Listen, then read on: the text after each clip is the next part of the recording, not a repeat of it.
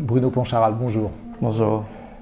Vous êtes professeur de linguistique contrastive, de traductologie et de traduction à l'Université Paris 3, Sorbonne Nouvelle. Nous nous rencontrons aujourd'hui, après nous être rencontrés précédemment lors d'une table ronde autour des questions de traduction automatique. Vous êtes dans votre parcours particulièrement intéressé à la traduction des sciences humaines et sociales. Vous avez accepté de participer à cet observatoire de la traduction automatique qui est un protocole, une sorte de processus scientifique dans lequel nous avons choisi de nous intéresser à la traduction de la littérature par des machines. Ces algorithmes, donc, se sont vus confier la tâche de traduire 40 grands textes de la littérature européenne, dont 5 par langue, et pour 8 langues européennes qui ont été sélectionnées, étant donné que c'était celles que pouvait traiter DeepL lorsque nous avons commencé ces opérations en décembre 2018. Parmi ces textes, il y a des textes en anglais, vous êtes angliciste. Je vous ai donc envoyé 3 textes avec à l'appui la version de 2019, un texte de Alice Munro pour la fiction contemporaine, un texte que nous avons qualifié de classique moderne avec le texte de John Steinbeck, Les raisins de la colère, et enfin un sonnet de Shakespeare. Alors, tout simplement, quelles sont vos premières impressions ? D'abord, merci de m'avoir invité à cet observatoire de la traduction automatique. Alors, ma première impression, c'est déjà qu'effectivement, il y a 3 types de textes. Qu'il y a un texte de Shakespeare, un sonnet de Shakespeare, où la langue est datée, donc je pouvais imaginer à l'avance que ça allait poser quelques problèmes à la machine, et qu'en plus, c'est une forme contrainte, avec des rimes, puisqu'il y avait un schéma très régulier, et plus le rythme, plus un texte, un sonnet avec énormément d'assonance et d'allitération, de répétition de mots, d'échos. Ça m'intéressait au premier abord de voir comment la machine avait pu traiter ça. Bon, je pouvais imaginer que les répétitions allaient être conservées. Le texte de Steinbeck, il est intéressant parce qu'il y a plusieurs types de langues à l'intérieur du même passage. C'est un seul chapitre avec des coupes, mais un premier passage qui est très descriptif, qui utilise beaucoup de prépositions. Donc ça, je me suis aussi tout de suite posé la question de la traduction des prépositions parce que c'est un problème récurrent pour les traducteurs humains. Et puis un passage très oralisé avec du discours direct, libre, je pourrais le qualifier comme ça, et avec des formes d'anglais familières et surtout une graphie qui tend à refléter l'accent. Et donc avec des élisions de lettres, de syllabes, et où on peut s'imaginer que la machine va avoir du mal à reconnaître les mots anglais. Et enfin le texte de Munro, qui est l'anglais contemporain. Alors là, je me demandais si c'était l'Incipit. En fait, je suis allé rechercher la nouvelle, je l'ai trouvée, c'est pas du tout l'Incipit, c'est plutôt à la fin. Et en fait, la première phrase, c'est quand même pour un traducteur humain, il est très difficile de la comprendre telle qu'elle a été traduite, c'est-à-dire en français par Agnès Dessarthe, si on n'a pas le contexte. Alors là, on voit l'importance du contexte. Donc voilà, et j'ai essayé du coup de voir les problèmes qui étaient récurrents, quel que soit le type de texte, et qui posaient des problèmes donc au système de traduction automatique. Il y a 3-4 types de problèmes de traduction. Il y a celui de l'homonymie. Alors ça revient, parce que dans le texte de Steinbeck, il y a flight, évidemment, qui en anglais peut dire le vol, de fly, mais ça peut vouloir dire aussi la fuite. Or, il se trouve qu'il y a une reprise de ce terme à il y a plusieurs occurrences, et qu'une fois c'est traduit par vol, ensuite par fuite. Alors à chaque fois c'est la fuite, puisqu'il s'agit des migrants aux États-Unis, donc sur la route, et qui sont les fugitifs. C'est traduit. Alors, j'imagine qu'il y a il y a un usage dont on ne s'est pas servi, mais qui existe dans DeepL Pro, par exemple, qui est un glossaire, et que ça, c'est le genre de problème qu'on peut traiter en instruisant à l'avance la machine. Je ne sais pas, parce que les homonymies, ça dépend du contexte. Donc ça va être dans le contexte, et à chaque fois, alors ce qui était très étonnant, c'est qu'une fois c'est c'est bien traduit, et puis ensuite c'est fuite, et puis ensuite c'est vol, et vol, fuite, enfin il n'y a pas, c'est comme si la machine n'avait pas la mémoire du texte avant, du contexte, qui fait qu'il fallait traduire à chaque fois par le même terme, parce que même si la machine ne comprend pas le texte évidemment, mais quand même on pourrait imaginer que puisque ça a été traduit une fois bien, ça serait traduit la deuxième fois bien, bah non. Donc l'homonymie, ça revient quels que soient les textes évidemment, parce que j'ai marqué pour flight, mais il y a part aussi dans le même texte de Steinbeck, parce que c'est les pièces détachées de voitures, mais évidemment parts, c'est le premier sens, c'est partie, alors c'est traduit par plein de choses, mais pas par pièces détachées. Et puis il y a un mot comme for, et là ça apparaît aussi bien dans le sonnet de Shakespeare que dans le texte de Steinbeck, qui peut être pour, et puis qui peut être car. Et alors donc il me semble que résoudre ce problème de l'homonymie pour l'intelligence artificielle et pour les machines traduisantes, c'est un problème central. Et donc je ne sais pas comment ils font. C'est la question à poser aux spécialistes d'intelligence artificielle. Laurence Danlos, bonjour. Bonjour. Merci d'avoir accepté notre invitation. Vous êtes professeur agrégé de mathématiques normaliennes. Vous avez fait une longue carrière consacrée au traitement automatique des langues. Vous avez créé un cursus universitaire autour de la linguistique informatique qui s'est adressé à la fois à des étudiants scientifiques et à des étudiants littéraires.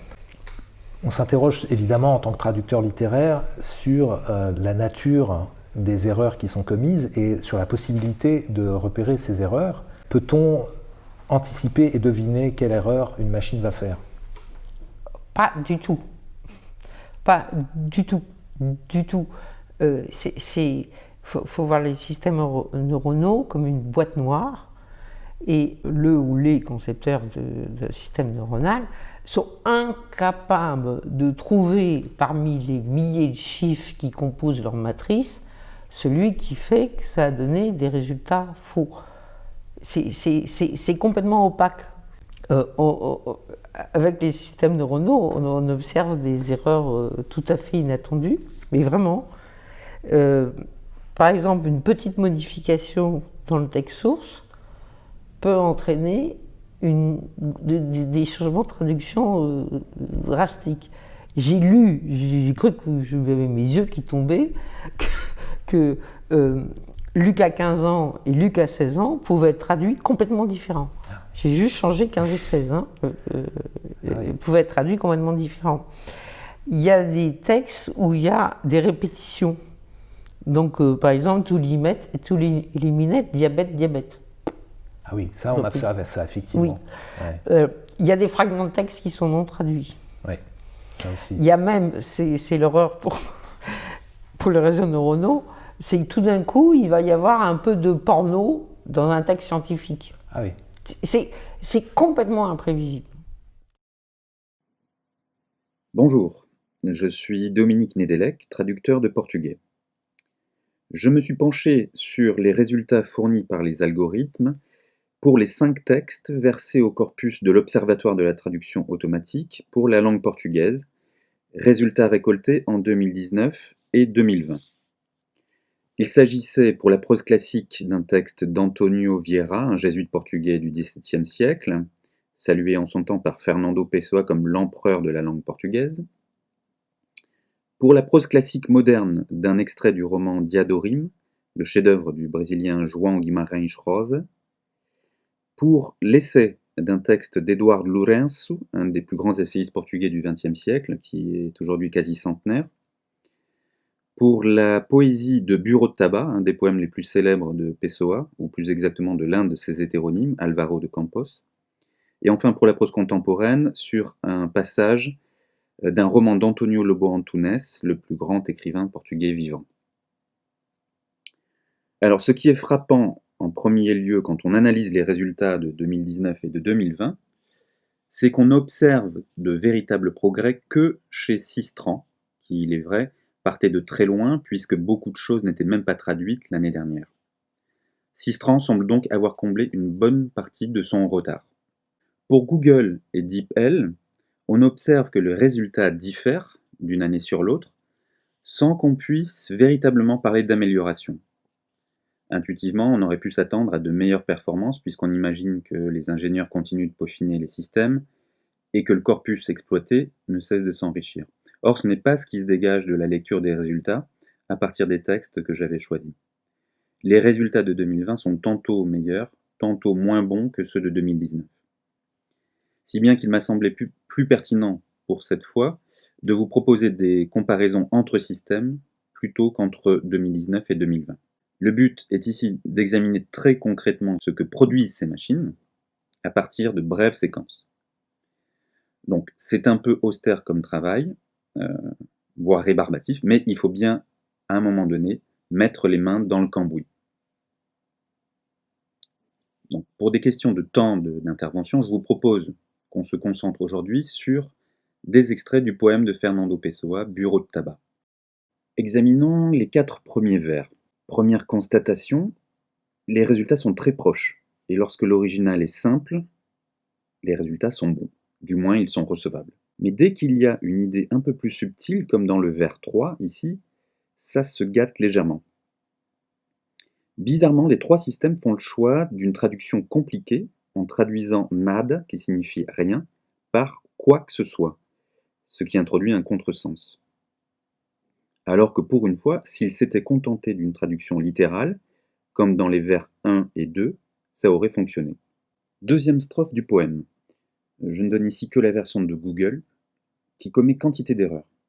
Alors déjà au vers 1, une curiosité, l'apparition d'un mot anglais pour traduire un mot qui ne présente aucune difficulté, le mot fenêtre. Il se passera la même chose pour le mot destin au vers 9. On a donc Windows dans ma chambre. Pour Windows, on peut imaginer peut-être un accord secret de Google avec Microsoft pour introduire à toute force de la publicité dans ses résultats. Au vers 4, Google ne reconnaît pas Daesh, qui est le verbe dar à la seconde personne du pluriel, et laisse le mot tel quel. Vers 6, on a une construction symétrique. Rémi Ourcade, qui est l'auteur de cette traduction, respecte cette symétrie, même s'il fait le choix tout à fait recevable de ne pas traduire des adverbes par des adverbes. Google reconnaît le premier adverbe, mais pas le second, et brise la symétrie. Qui plus est, l'accord des adjectifs n'est pas fait au féminin. Alors, vous ne l'avez pas sous les yeux, mais une bizarrerie au vers 8. Chez DeepL, en 2019, on avait la mort qui met de l'humidité sur les murs, donc c'est la traduction littérale, le sens était respecté. Et en 2020, DeepL retourne sa veste et traduit par « les murs s'assèchent ».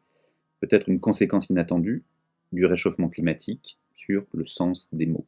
Je passe la 3e strophe et j'en viens à la 4e, avec les résultats de Google et de DeepL. On peut trouver curieux là encore que Google et DeepL cherchent la complication. Par exemple, au vers 3 et 4, on a une construction identique, elle n'est pas respectée. DeepL ajoute aussi une erreur grossière en remplaçant chose par tabac, comme s'il s'autorisait une interprétation, au vers 3. Manque de chance, ça tombe à côté. En revanche, un point positif pour les machines ici, la traduction de dividido.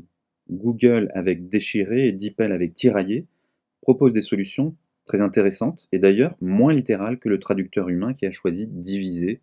Cette strophe, il y a des erreurs, certes, mais globalement, le sens est décelable. Voilà donc pour l'analyse très rapide des résultats sur quelques passages d'un poème de Pessoa. Pour l'essai et la prose classique, je vous renvoie au document qui sera prochainement mis en ligne sur le site d'Atlas. Par rapport à vos premières impressions, au-delà des manquements de la machine qui sont évidemment nombreux et auxquels on s'attend, est-ce que vous avez eu l'impression que globalement le texte était intelligible? Est-ce qu'on peut deviner où se trouvent les manquements? Car la question qui se pose, c'est bien sûr celle de la post-édition, c'est la question de la destination de l'usage de ces machines. Est-ce que à terme, la post-édition est quelque chose qui va venir concurrencer le travail manuel, si j'ose dire, du traducteur?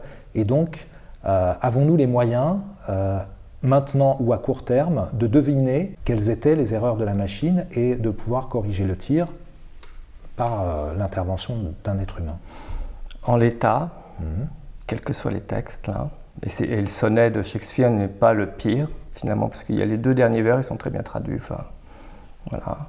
Il y a d'autres questions qui se posent, hein, sur les archaïsmes, par exemple now ou new, qui est en fait newly, enfin, qui est utilisé comme un adverbe, et là, c'est pas du tout reconnu. Mais ça, on peut imaginer que, à la limite, la machine pourrait apprendre. En l'état, je pense que Même la post-édition, enfin, ça ne peut pas marcher, la post-édition.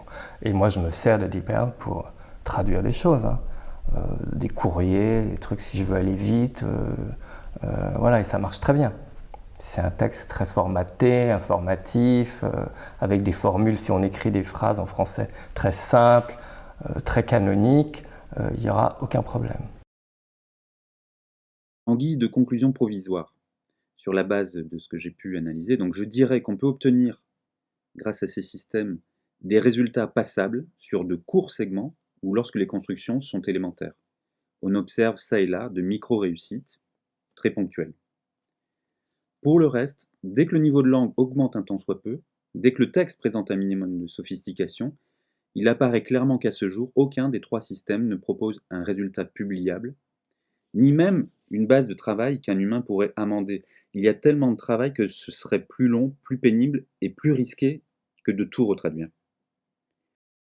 Du coup, leurs erreurs sont vraiment promises à rester totalement mystérieuses. Oui. Ouais. Oui. Oui, complètement. Eux-mêmes, ils s'arrachent les cheveux, quoi. Enfin, ils s'arrachent les cheveux, ils sont contents parce que ça donne de meilleurs résultats et on pensait que ça donnera de futurs meilleurs résultats. Mais... Donc, est-ce qu'on peut imaginer que donner une formation à la post-édition dans ce contexte-là, est-ce qu'on peut faire des dompteurs de machines alors que la machine elle-même a un comportement totalement imprévisible? Est-ce qu'on a besoin de savoir la nature des erreurs qui peuvent éventuellement être commises par une machine pour faire de la post-édition? Non. Non, parce qu'elles sont imprévisibles. Alors revenons aux exemples que vous avez soulevés. Je m'adresse à vous en tant que linguiste pour poursuivre un petit peu la liste de ces catégories d'erreurs auxquelles on est confronté et que vous nous donniez un petit peu la suite de cette topologie des erreurs que vous avez faites. Donc, homonymie, syntaxe, prétérite pour l'anglais. Et alors, ce qui m'a intéressé, c'est les petits mots. Parce que moi, je m'intéresse aux petits mots, comme yes, now, and, les monosyllabes en anglais. Et Agnès de Sarthe, par exemple, elle traduit un yes par certes. Et ça ne peut être qu'une décision, parce que ça va être oui. Pourquoi elle choisit certes? Et puis à un autre moment, elle traduit now par à présent, ce qui est très courant quand on a un texte au passé. En français, le now en anglais, c'est tout le temps now en anglais. Ça va être à présent, désormais, ou rien du tout d'ailleurs. Et c'est aussi comment on peut choisir de ne pas traduire.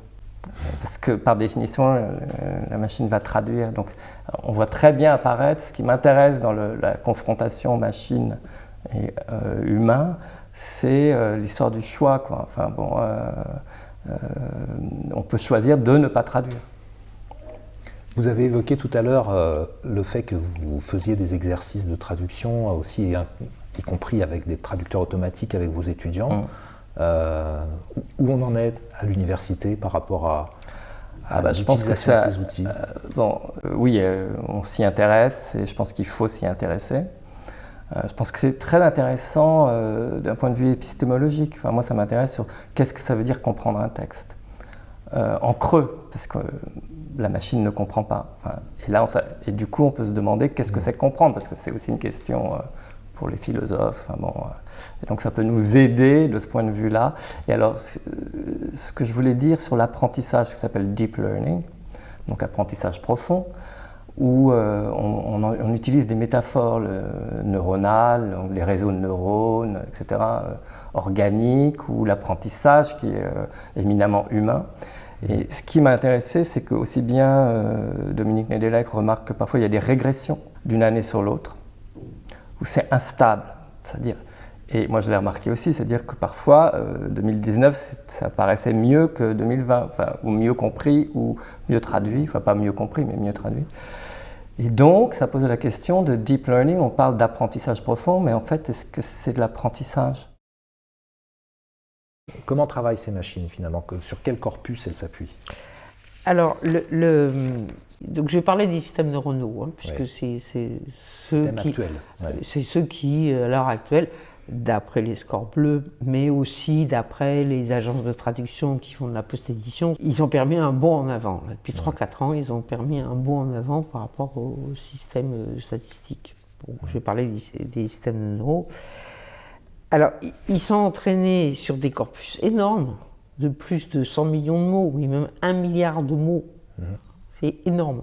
Et il faut savoir aussi que ça demande des super calculateurs, des clusters de machines. Donc, c'est pas développé par une petite équipe de recherche. Hein. C'est pas possible. Donc, voilà, ils sont entraînés là-dessus. Alors, il y a des différences entre Google et DeepL. Vous voulez que j'en parle? Ah, volontiers, oui, tout à fait. Ce sont deux des moteurs de recherche qu'on a utilisés, donc c'est important de savoir quelles sont les différences de conception. Alors, Google, il est entraîné sur des énormes corpus, mais qui ne sont pas forcément très propres. Et ce qu'il faut savoir, c'est que Google utilise souvent l'anglais comme langue pivot. C'est-à-dire, si vous voulez traduire de l'islandais vers le français, vous traduisez, Google va traduire de l'islandais vers l'anglais, puis après de l'anglais vers le français. Donc c'est pour ça qu'ils arrivent à avoir beaucoup de langues. Si vous prenez l'anglais comme pivot, il suffit d'avoir des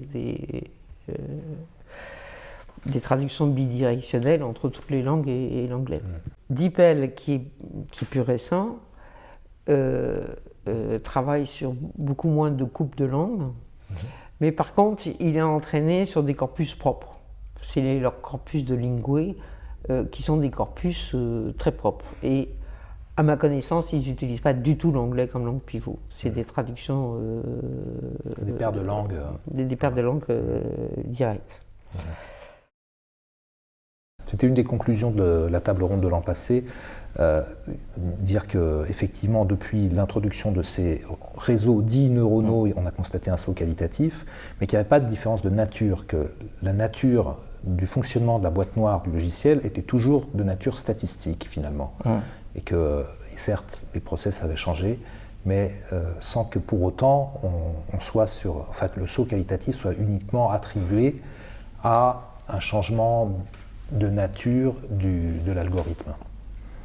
Mais moi, ça m'a frappé. Je me disais, on dit deep learning, on pourrait penser qu'à force de nourrir la machine et qu'elle... Et en fait, non. Ce qui est frappant, c'est leur incapacité à tirer profit du contexte, à déceler l'implicite, y compris pour des choses qui sembleront évidentes au premier lecteur humain venu. Le plus souvent, les résultats apparaissent donc au mieux comme mal dégrossis, voire ridicules, puisque la machine n'a pas de bon sens, elle ne s'interdit donc aucune absurdité, voire franchement illisible. En fait, le contexte, c'est aussi interroger le concept de contexte.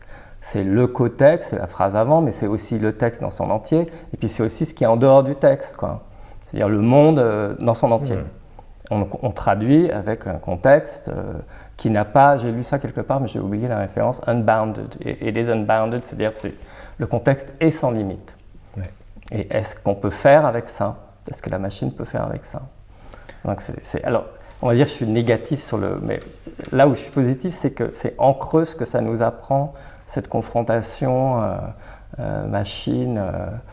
Et en même temps, il y a des résultats incroyables sur des textes assez formatés, quoi. C'est là où se place le débat. C'est-à-dire que le débat n'est pas est-ce que la machine va remplacer l'homme, mais est-ce que la machine va transformer le travail de l'homme en lui préparant la tâche d'une certaine façon et en étant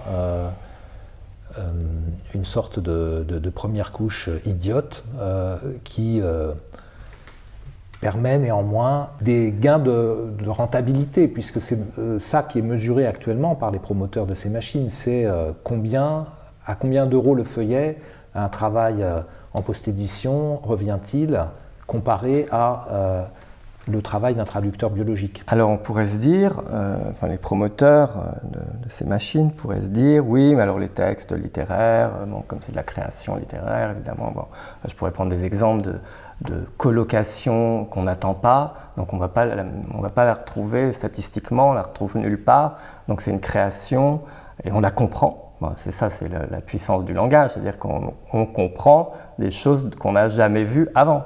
Et on pourrait se dire les textes plus informatifs ou les textes justement de sciences humaines, ça va être plus facile, ça va mieux marcher. Je ne crois pas, parce que c'est ce que j'ai essayé de montrer lors du colloque, c'est-à-dire qu'il y a, enfin, moi je m'en suis aperçu en traduisant moi-même ce genre de texte, c'est que c'est la construction de l'argumentation qui ne se situe pas d'une langue à l'autre simplement au plan de l'articulation syntaxique, et qui est dans un rapport, et ça c'est vrai pour les textes littéraires aussi, c'est-à-dire que c'est dans le rapport avec le lecteur, moi que j'appelle co-énonciateur, avec le texte, où il y a un scripteur-énonciateur qui a quand même, quand il écrit, une image de l'autre, enfin qui est le co-énonciateur, donc l'altérité est toujours présente. Et c'est en lisant, quand on lit le texte par exemple de Steinbeck, c'est aussi parce qu'on entend l'anglais tel qu'il est, la graphie, si on l'entend mentalement, et on arrive à comprendre parce que finalement, à force le son, on reconnaît les mots de l'anglais, on les reconstitue, quoi. Et donc on comprend, on entend une voix. Bon. Et donc ce rapport-là, il est suprasyntaxique. C'est vraiment... et ça se passe dans la relation entre des sujets, quoi. Et donc ce que je voulais dire, c'est que la reconstruction de l'argumentation, même à l'intérieur d'un texte informatif, la machine peut traduire très très bien chaque phrase l'une après l'autre. Mais il y a quelque chose qui est de l'ordre de la discursivité, donc de la continuité. C'est une sorte de paradoxe du langage, c'est-à-dire que c'est à la fois discret, enfin, au sens où on a des unités, on peut analyser mot par mot, phonème par phonème. Enfin, et en même temps, ça construit une espèce de continuité. Il y a quelque chose qui est de l'ordre de la continuité. Là où le traducteur humain élabore une solution cohérente sur le long terme, la machine propose un collage de solutions ponctuelles mises bout à bout. Elle enfile les perles successivement, sans être capable de s'interroger sur l'harmonie d'ensemble. Mon sentiment est donc que si on parle de traduction de textes littéraires à des fins de publication, le remplacement des traducteurs humains par des machines n'est vraiment pas pour tout de suite. Ceci étant dit, il faut reconnaître que dans le cadre de l'Observatoire, j'avais choisi des textes particulièrement difficiles, d'où ce constat très sévère que vous trouverez plus détaillé donc dans le document en ligne sur le site d'Atlas. Mais à la réflexion, il nous a semblé qu'il serait également intéressant de tester les capacités des machines sur des textes de facture beaucoup plus simples pour élargir notre champ d'observation. Dans cette optique, voici donc 2 courts extraits d'un livre de Gonçalo M. Tavares, un auteur portugais contemporain, écrit sur le ton du conte avec des phrases nettement plus simples que dans les textes du corpus. On remarque rapidement que le nombre d'erreurs diminue fortement. Le sens est respecté et compréhensible quasi intégralement. On s'éloigne de l'illisible des résultats obtenus pour les textes élaborés. Les résultats de Google me semblent légèrement supérieurs à ceux de DeepL, notamment pour le 2e texte. Dans l'essage, on remarque tout de même un problème de cohérence sur la longueur, chez DeepL comme chez Google. Le même mot, galinha, qui veut dire poule, qui revient 3 fois dans le texte, est traduit de 2 manières différentes. Par poulet, poule, poulet chez Google, et par poule, poule, poulet chez DeepL, sans qu'on comprenne la raison d'un tel changement. Les problèmes perdurent également pour le choix des temps verbaux, en particulier pour rendre les différentes profondeurs de passé avec les temps composés. C'est quelque chose que j'avais déjà constaté dans les autres textes des 5 catégories analysées. Ici, c'est à peu près le seul gros problème, mais il nuit vraiment à la fluidité de la lecture. On constate donc logiquement qu'avec des structures plus simples, le résultat n'est certes pas publiable sans retouche, mais disons qu'il est passable, le sens est transmis. Voilà donc un petit échantillon d'analyse des résultats produits par DeepL, Google et Sistran. Pour plus de textes dans des catégories différentes et plus d'analyses, rendez-vous donc sur le site d'Atlas avec un document complet. Est-ce qu'on pourrait être amené à apprendre quels sont tous les biais de la machine pour pouvoir ensuite confier la tâche de les redresser à un être humain ou est-ce que ces biais, puisque c'est une boîte noire, puisque l'algorithme se corrige lui-même, sont totalement inaccessibles au cerveau humain? Pour l'instant, c'est une des questions de notre observatoire qui reste ouverte. Nous n'en sommes qu'à la 2e année. Et c'est vrai que nous avons constaté quelques régressions, entre guillemets, cette année sur les résultats que nous pouvions espérer. Est-ce que cela indique quelque chose qui est purement circonstanciel ou est-ce que c'est une tendance longue? Ça, l'avenir nous le dira. En tout cas, je vous remercie beaucoup pour cet entretien et je vous donne rendez-vous très vite pour la confrontation de différents points de vue. Merci beaucoup.